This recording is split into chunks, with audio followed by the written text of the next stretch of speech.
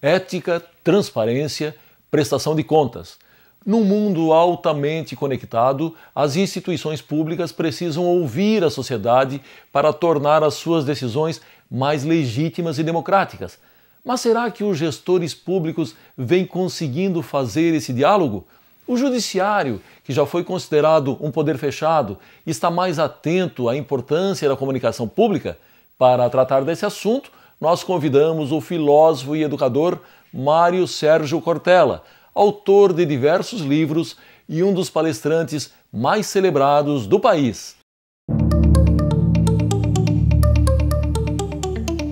O princípio básico da democracia, desde o sonho original grego há 2.500 anos, fosse de fato uma democracia interativa. É claro que o mundo grego clássico tinha uma democracia restrita, era só para homens, tinha que ter mais de 35 anos, não podia ser escravo, não podia ser estrangeiro, tinha que ter uma determinada faixa de renda. Mas ainda assim, no ideário e original, a democracia deveria ser interativa entre as várias comunidades. O Brasil construiu, nos últimos 30 anos, a possibilidade de uma democracia que avance, que proteja a nossa capacidade de participação, mas de fato sem comunicação clara, ao mesmo tempo sincera, ao mesmo tempo acessível. Não há como fazê-lo.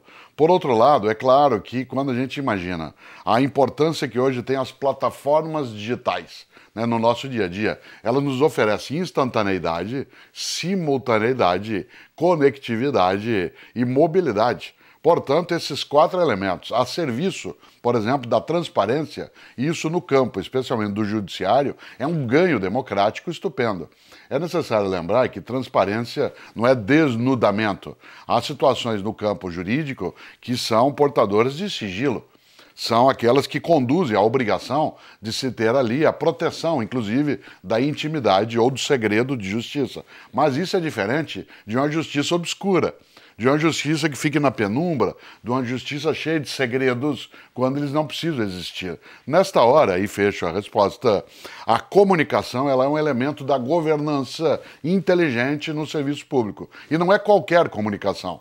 Não é apenas publicar um relatório, não é apenas contar algo, mas é permitir que o cidadão possa, de fato, como você lembrava, interagir, mandando questões, fazendo opiniões, fazendo com que a área de comunicação em cada um dos setores, nos tribunais, possa acolher a demanda do cidadão, não apenas como uma pergunta de natureza técnica, mas também da cidadania participante. E nesta hora se cria ali aquilo que é necessário, que é uma ponte entre aquele que serve, que é o poder público, e aquele que financia e comanda, que é o cidadão.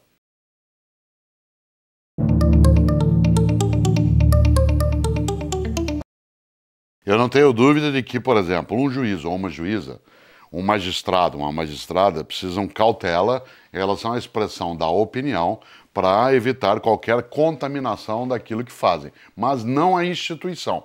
Por exemplo, eu sei que um determinado juiz não pode, às vezes, opinar em relação às situações que estão no conjunto da sociedade para que isso não manifeste previamente uma postura que depois poderá sofrer algum tipo de embargo.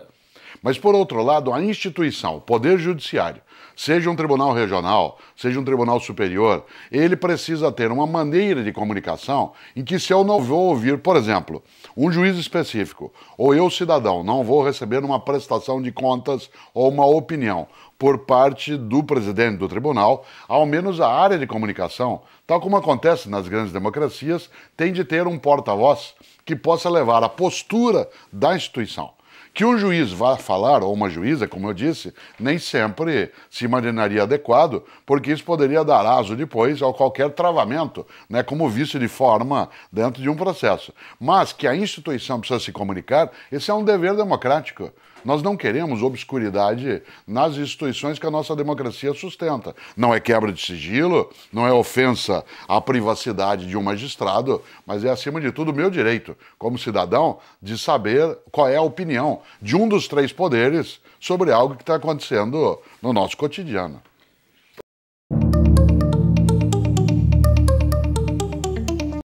Nós temos de lembrar que o linguajar jurídico ele é marcado, né, por uma série de sofisticações, de erudições no cotidiano, mais ou menos como a área de filosofia, que é a minha área, em que algumas pessoas têm um prazer imenso de segurar o poder que tem nas palavras. Sim. Isto é, se tornarem incompreensíveis de maneira que pareçam, primeiro, inteligentes e, segundo, que elas mantenham um distanciamento. Haja vista aquilo que já aconteceu na área médica. Durante muito tempo, entre mim, né, e um paciente, se eu fosse um médico, alguém teria que interpretar a minha letra. Era o farmacêutico. E eu ficava encostado em alguém que estava atrás de um balcão que dizia o que era e o que não era. E eu ficava humilhado como alguém que, embora fosse o paciente, nem entendia o que estava escrito e a outra pessoa que tinha essa capacidade. Pois bem, resguardada a diferença entre essa atividade e o campo, né, do judiciário, muitas vezes a comunicação é feita de modo esotérico. E não é o esotérico com X, é o esotérico com S, isto é, só para iniciados. Né?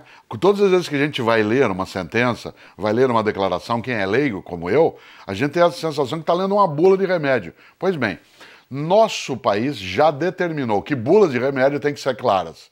Já determinou que contratos de qualquer natureza, adesão por parte do contribuinte ou do cliente, tem que ser claros.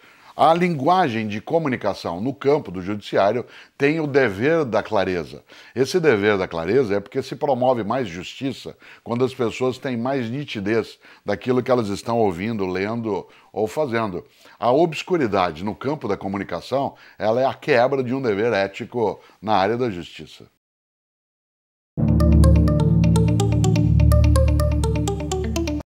Nós temos no Brasil um início tardio de metodologias, técnicas e caminhos da área também privada no setor público. Uma das coisas que dá maior eficiência a algumas atividades no campo privado é a utilização não só de métricas, isto é, sistemas de medida e avaliação continuada, como também de metas que são decididas com um cronograma estruturado. Quando nós queremos fazer isso no serviço público, e é preciso fazê-lo, é necessário trazer do campo privado isso. Nem tudo. O serviço público tem a sua natureza própria, tem o seu modo de presença, tem a sua propriedade coletiva. O fato de ter de todos, não ser de todos, não significa que não é de ninguém. Ao contrário, sendo de todos, exatamente por isso, tem essa destinação. Quando se estabeleceu, por exemplo, no campo do judiciário, uma estrutura em que as metas apareceriam também elas como um requisito, isso provocou uma certa turbulência logo no início. Afinal, como dizem os árabes, os homens são como tapetes, às vezes precisam ser sacudidos. E uma certa sacudida mexeu num primeiro momento e pareceria que não se conseguiria dar cabo disso. Hoje não. Nós estamos reorientando os processos de maneira que as metas se incorporaram em várias áreas do serviço público, especialmente no judiciário. Se elas pareceram, no primeiro momento, inclementes, isto é, metas que não conseguiriam ser atingidas, e a primeira grita foi: não temos estrutura, não temos pessoal, não temos magistratura suficiente. Num segundo momento, se pôde fazer uma reacomodação. E ali se percebeu algo, o quanto que o cidadão e a cidadã não tinham informação de que no dia a dia da atividade pública nem sempre se tinha clareza de qual era o local de chegada. Pareceria que a lógica do serviço público era apenas ele manter-se vivo, em vez de ir a algum lugar. Ora, princípio é ponto de partida, meta é ponto de chegada. O princípio do serviço público a gente sabe qual é: servir a população. Mas qual é o ponto de chegada? É servir a população? Não, esse é o princípio. O ponto de chegada é servi-la como? Em que situação? O que é que vai ser oferecido? Existe eficiência, eficácia no que se faz? Por isso, se a meta, há algum tempo, ela pareceu esdrúxula dentro de um circuito, especialmente no judiciário, hoje ela já se incorpora, especialmente nas instituições que são mais inteligentes e, atenção, mais democráticas.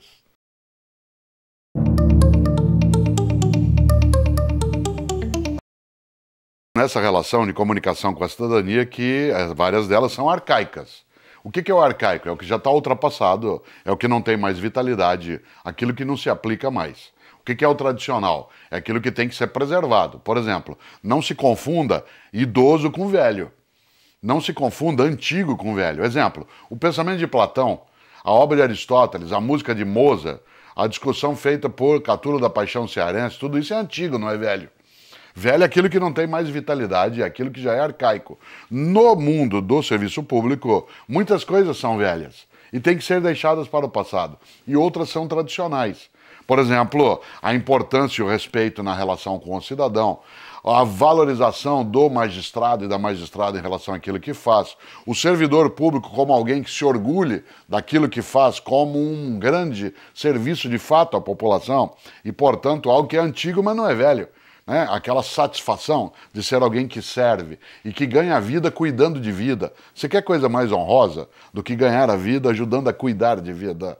Ora, isso é especial. Nesse sentido, faz parte dessa lógica da comunicação hoje, especialmente na atividade pública, que ela não utilize mais, né, modelos, plataformas, paradigmas, para usar uma palavra que é antiga, mas não é velha, né, paradigmas que sejam arcaicos. Por exemplo, supor que a comunicação se dá de forma arrogante, de cima para baixo, ou que ela é muito mais uma notificação do que uma formação. E, acima de tudo, algo que faz escorregar, que é não ser claro nessa comunicação de maneira a preservar o poder. Aí quebra a lógica.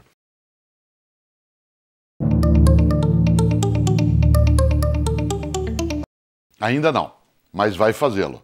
E está com a intenção de fazê-lo.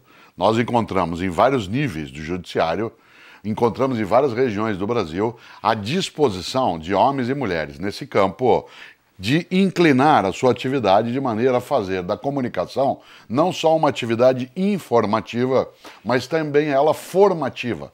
A comunicação de um dos poderes, especialmente com pessoas que têm uma qualificação tão elevada, como é o caso do judiciário, ela precisa ser feita com uma intenção pedagógica, de formar o cidadão.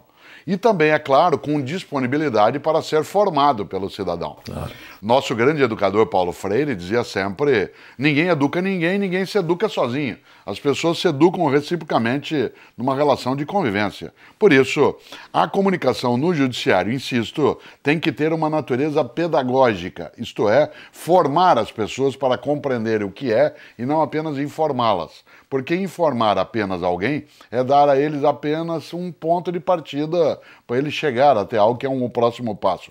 Mas formá-lo oferece a ele aquilo que a democracia precisa, que é maior autonomia. Autonomia. Autonomia não é soberania. Soberania é eu fazer o que eu quiser. Autonomia é eu fazer o que eu puder e quiser no âmbito da minha responsabilidade e liberdade. Uma comunicação institucional tem que ter um caráter pedagógico, isto é, tem que ser educativa.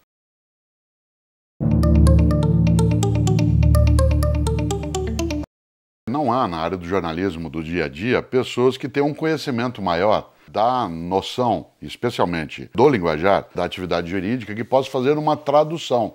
Porque jornalismo é tradução, não no sentido de verter de um idioma estrangeiro para fora, mas daquilo que é uma complexidade para algo que seja uma simplicidade. Simples não é banal, simples não é simplório.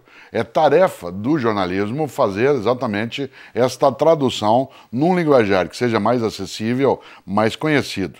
A questão é que nós não temos quase, e essa seria também uma tarefa do judiciário, ajudar a preparar pessoas que dominem essa linguagem. A ausência, por exemplo, de concursos públicos, né, no campo do serviço, especialmente, repito, no judiciário, para a atividade jornalística do dia a dia, leva a uma não sintonia, né, nesse processo. Não só nos veículos, de maneira geral. Nós não temos tantas pessoas que dominam, né, essa expressão, como também não há uma outra ponte em que se estabeleça essa forma de comunicação. É curioso, porque grandes jornalistas de um passado não tão distante eram quase todos formados em direito. Se nós olharmos os grandes nomes até, né, do jornalismo brasileiro dos anos 1950, 60, quase todos eram ligados ao campo da ciência jurídica. Depois nós tivemos um afastamento, né, desta versão e nós passamos a ter, né, um campo maior em que a incomunicação, olha só a expressão, a incomunicação passou a ser muito mais evidente. Por isso, esse travamento da linguagem no cotidiano, ele é um desserviço ao próprio aclaramento que a democracia exige.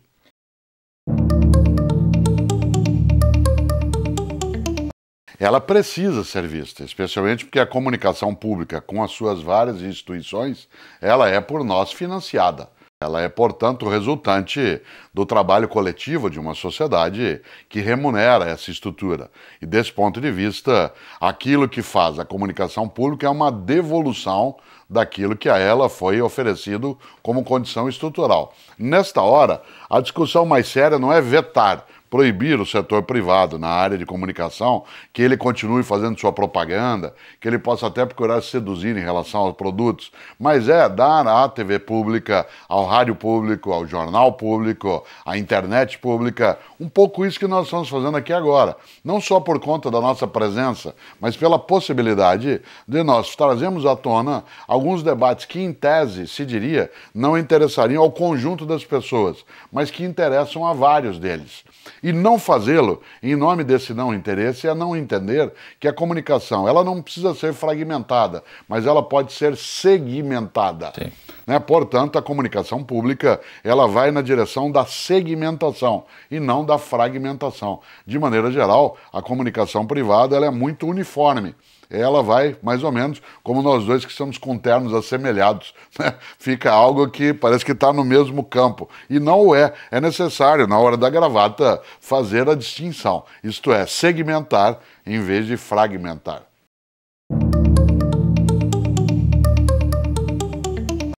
Quando Clóvis de Barros Filho, que é da Universidade de São Paulo e formado em Direito também, e eu, que sou da Universidade Católica de São Paulo, decidimos fazer um diálogo chamado Ética e Vergonha na Cara. A finalidade foi, nesse livro mais recente, que é um livro da editora Papiros, fazê-los desviar na reflexão da lógica de apenas apontar o dedo. Há um ditado africano antigo que diz: quando o tolo aponta a lua bela e brilhante, o outro tolo olha atentamente a ponta do seu dedo e não vê o que está sendo apontado. No caso, nós temos sim, em relação ao tema da ética, uma série de desconstruções no nosso dia a dia que levam alguns cidadãos e cidadãs a acharem o seguinte: não, ética tem ligado ao poder público. Também. Mas você tem a ética em relação à sua fratura no campo privado, na família, na mídia, na escola, na igreja. Ética não é cosmética.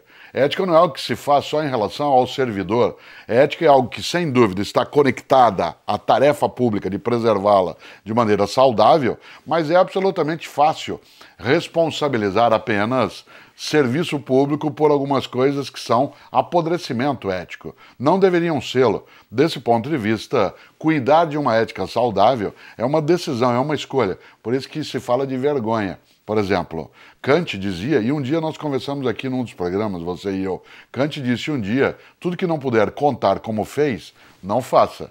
Sim. Tudo que não puder contar como fez, não faça. Ele não está falando contra o sigilo.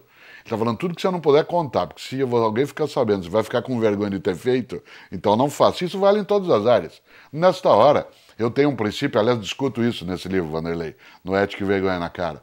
Não é a ocasião que faz o ladrão. A ocasião apenas o revela. A decisão de ser ladrão ou não é anterior à ocasião. Milhões de brasileiros todos os dias encontram a ocasião e não o são.